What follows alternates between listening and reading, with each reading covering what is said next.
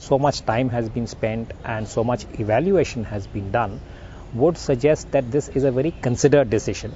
It has currently been made on technical parameters, but there is a strategic context. I mean, this cannot be a decision that is taken only on technical parameters. There are other issues.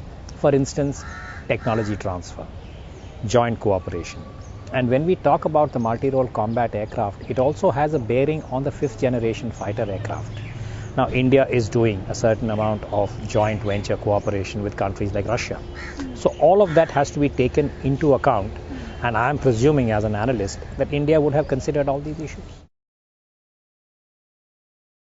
If India has arrived at the decision to drop the Americans and the Russians, I imagine that it would be based on very sound techno-strategic compulsions and logic to say that India does not need to access the American military-industrial complex. India is also able to take a decision that it doesn't need to engage with the Russians, who have been the traditional suppliers for Indian military inventory. So in that sense, it is a very big decision.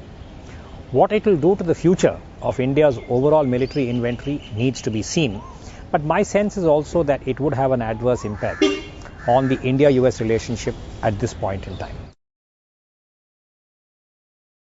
We have to see finally when the dotted line is signed as to what are the provisions for technology transfer, joint venture production in India, how will this affect the Indian manufacturing industry, India's indigenous defense capability, and finally, does it have any linkage with the design for the fifth generation fighter that we keep talking about?